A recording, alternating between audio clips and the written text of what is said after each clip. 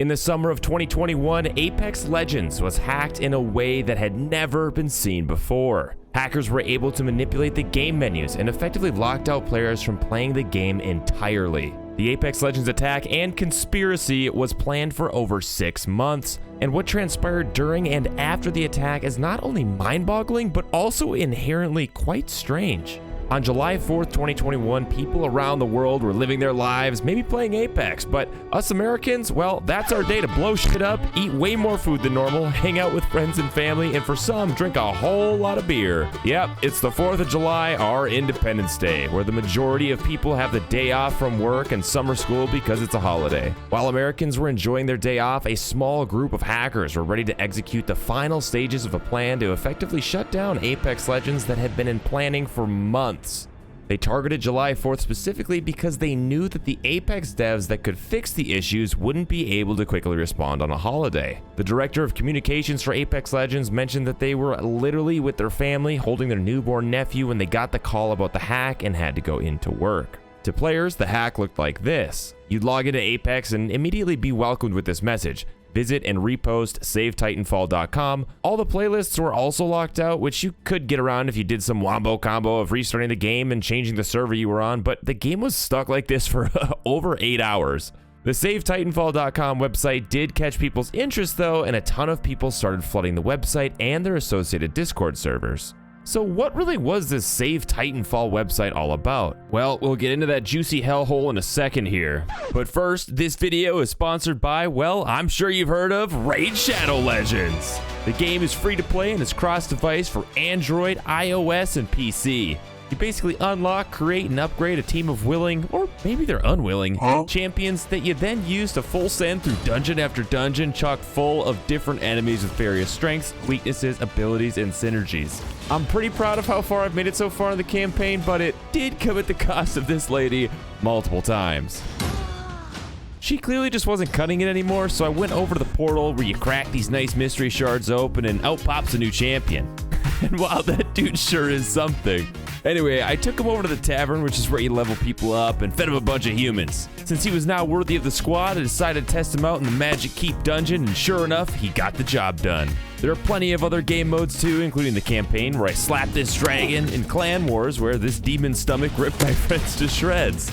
My favorite thing though is just how much there is to do, and Raid is always adding new content. Like this month, they've got an absolutely jam-packed Halloween lineup towards the end of the month. We're talking big rewards, tournaments against other players, special fragment events to get some brand new legendary champions, and so much more. If you want to get a huge head start in Raid, then go down right now, hit the link in the description, or scan my QR code and you'll get the epic hero Chunaru, 200,000 silver, 1 XP boost, 1 energy refill, and 1 ancient shard sent straight to your inbox here, so you can summon an awesome champion as soon as you get in game.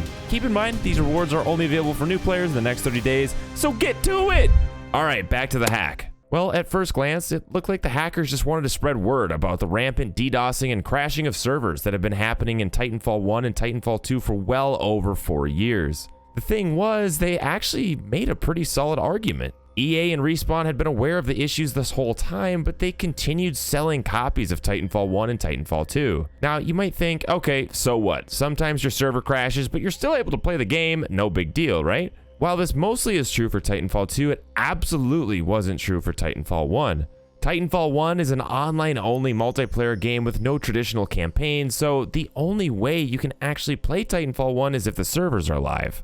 A notorious Titanfall hacker known commonly as John Yu was a pretty bad player that had originally started with speed hacks to, try to feel better at a game than they really were. John Yu then began to experiment with DDoSing servers and eventually perfected a blacklist program, which effectively bombarded a server when a certain player was detected playing on it with more information than it could handle, which resulted in a crash. This was done through various different methods, but the most common being renaming bots in a match with names that were much longer than intended. John Yu would add streamers and players to this automated blacklist until eventually nobody could play a match without the server crashing. Me and some other streamers are currently getting blacklist DDoSed to the point where we cannot enter any sort of multiplayer matches anymore. And as you can see in this video, I enter the match, I press tab to see my ping, and you can also already see it rising up to about 2,000, and then to the point where it actually just crashes. Everybody in the lobby is frozen. It's not just me, it's the entire server that's getting hit by the attack basically, and there's no way to work around it. You cannot play private matches.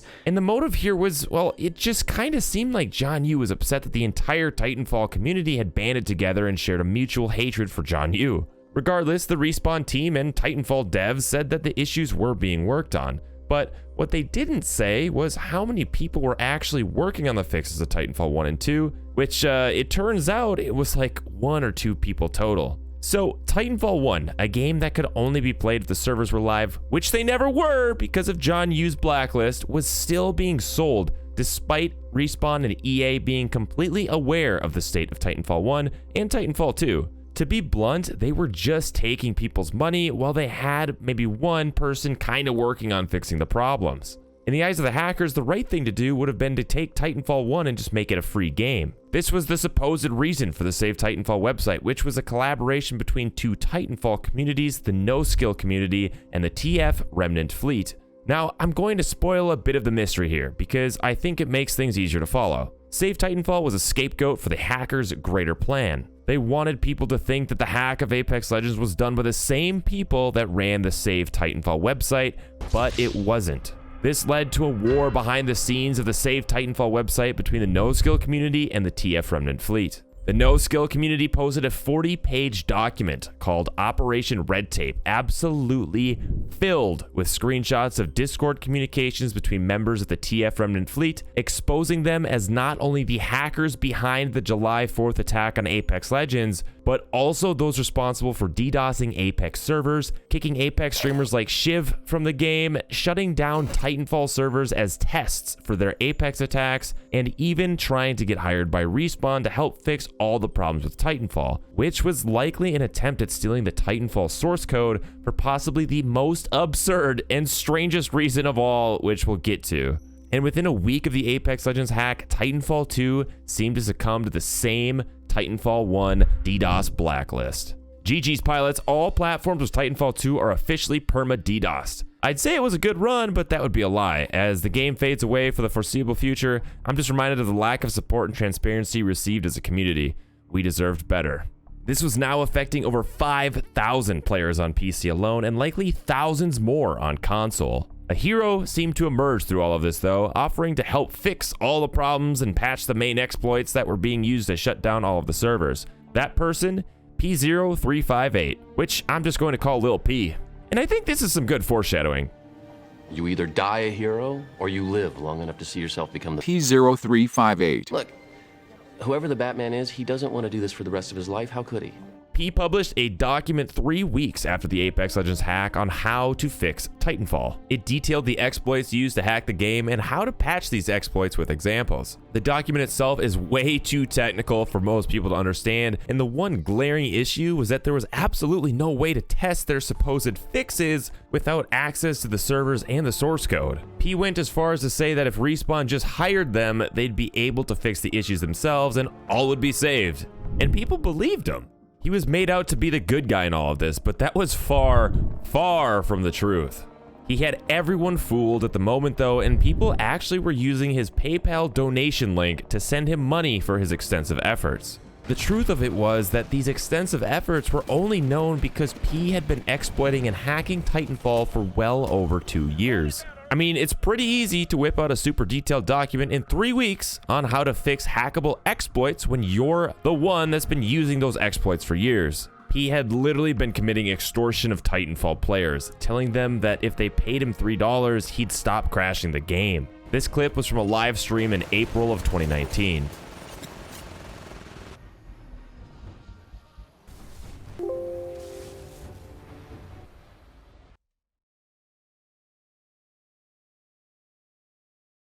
It was only the tip of the iceberg though. What we're about to learn is just how deep and convoluted this whole mess was and likely still is. We're going to time shift back to the day of the Apex Legends hack on July 4th and start to uncover the motives of the known hackers.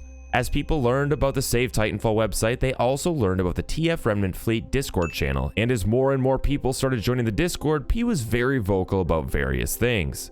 He and many others in the community expressed anger towards Respawn and EA. He said Respawn was to blame for this, and most importantly, mentioned things like, "It's not us and not our fault Apex got what it got," which, other than having a hint of malicious intent behind those words, will keep going.